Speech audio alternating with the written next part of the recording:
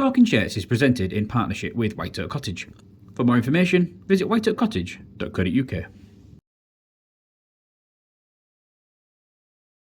Hello and welcome to episode number 118 of Talking Shirts. I'm Mike from Hull Car Shirts, and today we're going to take a look at the 2023 home shirt. And on this occasion, this one was worn by Ryan Hall. Now, I'm filming this ahead of time. I'm always quite open and honest that the videos that I produce aren't always necessarily time sensitive in terms of the stats and things that I can provide. So the numbers I'm going to give you today in terms of the appearances and the stats that Ryan Hall had are correct at time of filming, but because I'm filming this during July, which is obviously quite a few months away from when this video is actually going to be released, some of those numbers will have been sort of increased. So yeah, this shirt here has been worn by departing winger Ryan Hall. Ryan is set to join the Leeds Rhinos for 2025 and beyond. He has had a fantastic career. He has had a fantastic stint at Hull KR, one where he now sort of has openly declared himself a Robin, and I feel like that's something that will probably stay with him now for the rest of his life, even though he is obviously moving back to his childhood club, the Leeds Rhinos. So yeah, with the shirt. We'll talk a little bit more about Hawley in part two. The 2023 home shirt. One that got quite a lot of criticism at the time of it being released. I'd like to think it probably grew on quite a lot of people. It certainly grew on me. Obviously the run through to the Challenge Cup final, the run through to the playoff semi-finals, a lot of good wins wearing this kit. I feel like that probably will have a positive impact on a lot of people. Necessarily shouldn't always, but I think it does. I just got used to seeing this shirt. The more I saw it, when I saw the players wearing it, that kind of pulled me around to it a little bit more. It wasn't necessarily a bad kit, and some of the design elements, which we'll talk about in a moment, are absolutely fantastic. So yeah, let's talk our way around it. So yeah, we've got kind of a classic V-neck collar with reinforced stitching in here. There is a little bit of an overlap with that fabric as well, just to form a little bit more of that reinforced nature to the shirt. There's so many sort of like loose cottons and loose threads that I will talk you through on the way around that show that this shirt has been sort of well used and well worn, but has been very robust in the same sense of whilst we're talking about, you know, it being kind of like reinforced. It just shows how well made this shirt actually was. We did see a couple of them rip during the 2023 season, most notably Matt Parcell, who was wearing kind of like no shirt at one point during a game. It was flapping off his back that much, but as I say, this one here has held up really strong. Everything on the front has been dye sublimated into the shirt in white. So we've got the IRS sponsorship, Aspire Academy, Maker Marker Oxen, Hull KR Club crest, and then front of shirt sponsor Connexin. We've got the gel grips on the front of this one. They're absolutely battered. There's so much like peeling and cracking and splitting going onto these. It's unbelievable. Just shows you how sort of well worn, well washed, well used this shirt will have been during the 2023 season. I'm going to show you this sleeve first. It's a little bit boring compared to the other one because the things I'm going to be able to say about the other one are absolutely crazy. But yeah, we've got Richardson's Food and Safety Consulting Limited. That features on the sleeve there.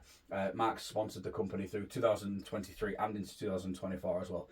Hopefully he keeps his agreement going into the 2025 season as well. And then we've got the University of Hull sponsor. Again, this has been heat applied. It has been...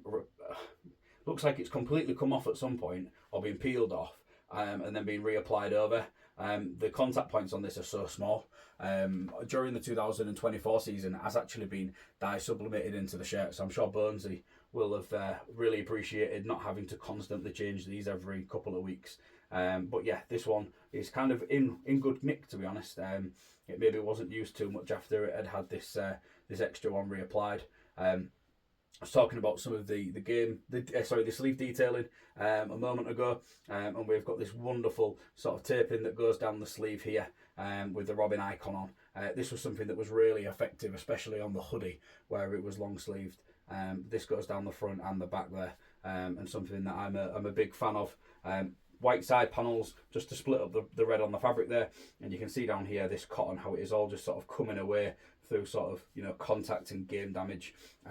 This came directly from the club, did this shirt as well, so I know that all this damage was from games and not necessarily from somebody wearing it sort of after the fact. So yeah, quite a lot of damage. And then up here as well, we've got the stitching coming away, and then this sort of external stitching here is kind of like rubbing away and kind of fraying as well, which is absolutely brilliant. As we move it around to the secondary sleeve, which is the left hand side as wearing, we'll start at the top on this one. We've got even more stitching and cotton coming away. You know, as you can see, this shirt's been ragged about some bit. You know, Hawley isn't scared of hard work, and that really is kind of showing in this kit here. And then this is where it gets really interesting. I don't even know if I'm going to be able to like hold this out flat for you. I mean, the sleeves are massive for Hawley's guns anyway. You can see how wide they are. But there's quite a lot of sort of damage going on to this, and I'll explain why.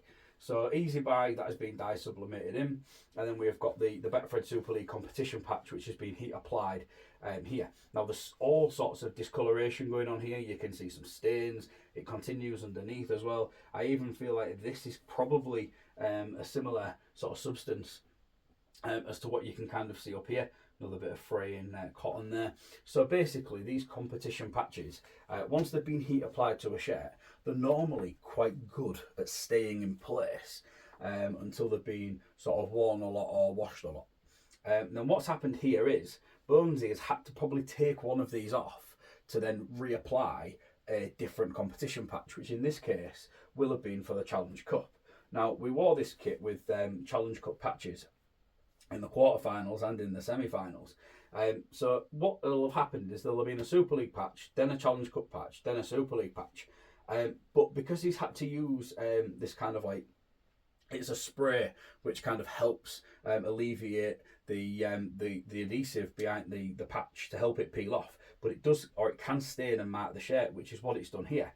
But then what I think he's done is maybe given up on that and then just reapplied over, because this is really thick. Like, to me, feeling that, there's at least 2, probably 3 competition patches under here, and it's really sort of stiff and sharp. Like, you know, these normally fold in half quite well, but this one here, it's just wanting to pop back out all the time. You know, there's quite a natural crease in there that's come from something. That's kind of just how it's been. You know, I was worried about holding it out. I could just let it go. Look, it's holding itself.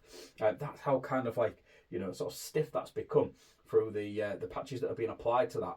And then being removed as well. So this one tells quite the story. It should be quite easy to kind of match up, really. Annoyingly, I've not actually matched it. The reason why I haven't matched it is because I've got so many shirts at the same time. I kind of got a little bit kind of like bogged down with too many to do, and then a couple have kind of just slipped through the net. So, you know, this kind of just acts as a gentle reminder to me for, you know, I'm recording this now. I'm probably going to try and photo match it after the fact, so then I can add that information into the video at time of release. But yeah, it's, you know, it's really interesting. The damage here. Yeah, mental note, must photo match this shirt. It has to have been, I mean, it has to have been one. You know, this isn't a match issue shirt. This is most definitely a match worn shirt. And it's just obviously going to be breaking that down and working out which game or games that it was worn in. So that's everything for part 1 of episode number 118 of Talking Shirts. Here is a quick word from our sponsor, and then we'll be back with the reverse. White Oak Cottage is a 2-bedroom luxury holiday cottage set in the stunning Lincolnshire Wolds. It has 2 ensuite bedrooms, a hot tub, wood burner, Wi-Fi, electric vehicle charger, and is pet friendly.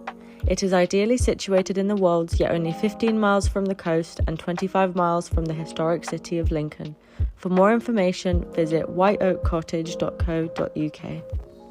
Welcome back to part 2 of episode number 118 of Talking Shirts. Before the break, we was talking our way around record Super League try-scorer Ryan Hall's 2023 home shirt, and now we're going to take a look at the back.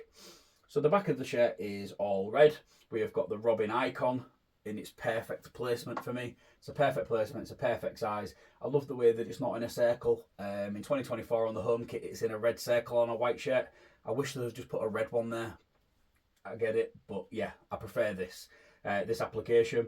Harrison Solway's branding, that's also been dye sublimated in as the higher base sponsor at the bottom there.